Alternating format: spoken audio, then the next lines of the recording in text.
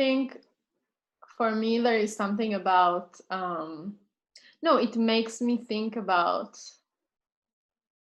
you know, how they differentiate aloneness from loneliness. Yes. And like sometimes I think when I crash and there is this mechanism of let's call someone, let's spill my experience on my mom or my friend or my sister, and then I get rid of it. But then how sometimes it actually makes you think more, and if you don't do that, you just need to lift yourself up because it's your pool of mud anyway. I So see. Yes. yeah, I mean, I really see you as a person that deals with his own shit very, like, you got your shit together sometimes. Oh, I see. So I wonder if, yeah, I always wonder how you lift yourself up. But yeah, I guess also the meditation and a lot of being on your own taught you that, I guess. I think so. Yeah.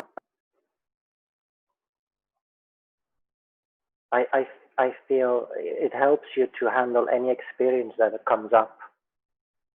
I mean, it's kind of like the practice of meditation can provide room from which to view your experience.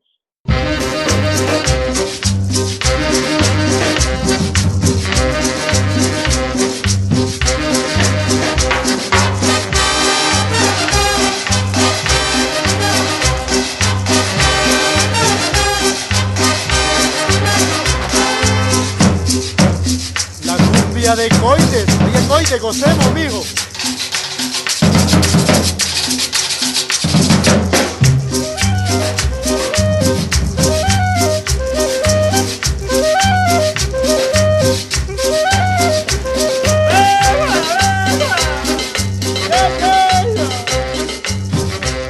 ¡Qué bárbara!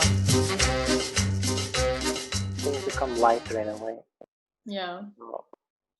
That brings also along, things become lighter, but also more becomes visible. So, because you can't really separate pain and pleasure. Mm-hmm. Yeah, and that has been like also amazing driving force in my life, I think. Also, the word meditation itself has, its meaning has changed a lot over the years. Why I did it, and what it was for me as well. Mm-hmm. In the beginning, it was very goal oriented. I really wanted to get this thing nailed down. I wanted to become a good meditator.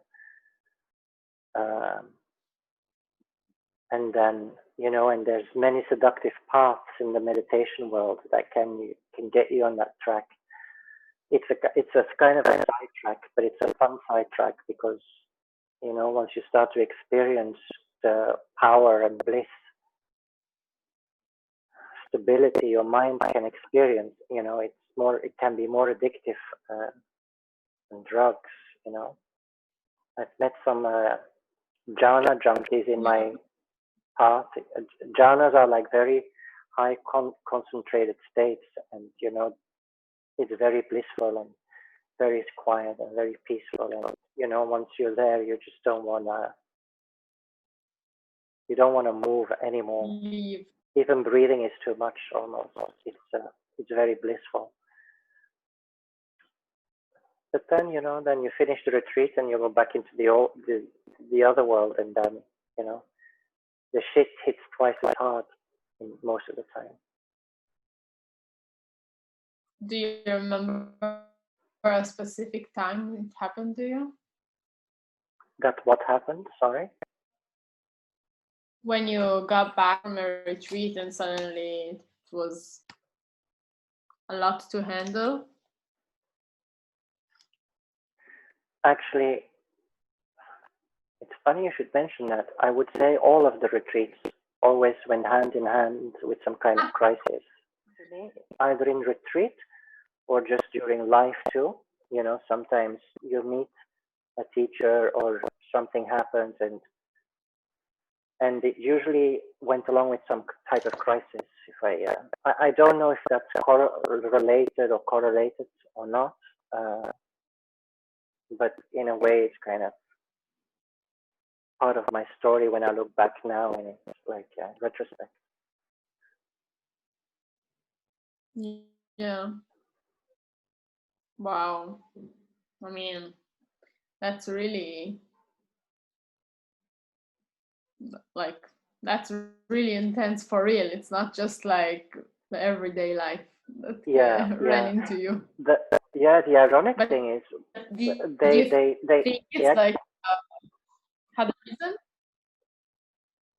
Excuse me, could you say that again?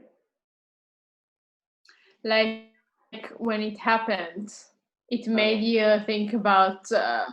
What did it make you think about? Oh, at the time, I was just,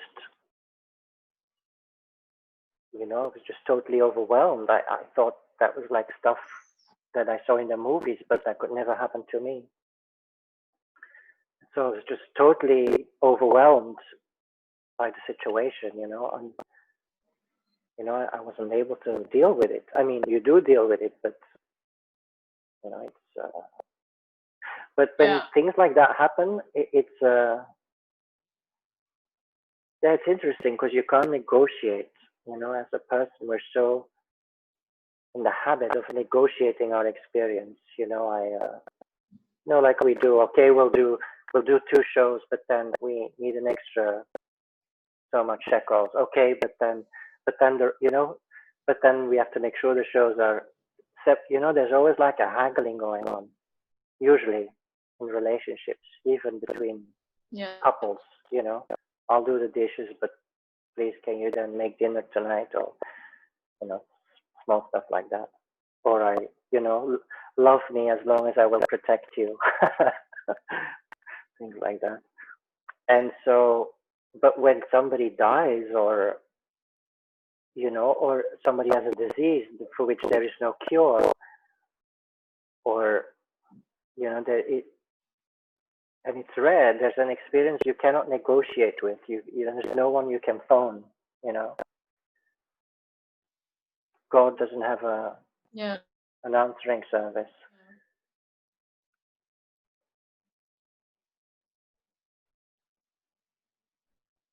So that was a conversation stopper. No, I'm thinking about that. Like in meditation, when they sometimes ask you, I mean, I did like a visualization meditation, like if they ask you to melt stress away or to feel warm sunlight going through your top of your head and filling up your whole body, and you can really connect to a physical pleasant feeling, or it works. These things sometimes are physical, a physical feeling of cold. I'm cold. I can really connect to that, or a physical feeling of an orgasm. You can connect to that. But I guess maybe passion is more. Yes. Oh, I see where you're going with that. Yeah. The funny and ironic thing that comes to mind when you say that is, and those meditations you just described, they can be really lovely and wonderful, and they can actually, if you meditate or contemplate, bliss or kindness or whatever it may be, it actually works within the story. But the funny thing is,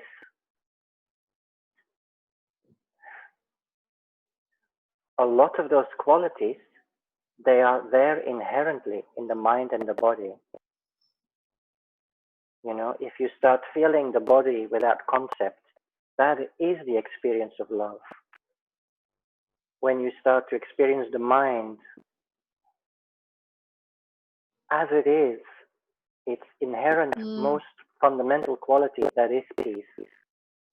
But because we approach those meditations from the viewpoint, I am a person and I'm disconnected now from my peace.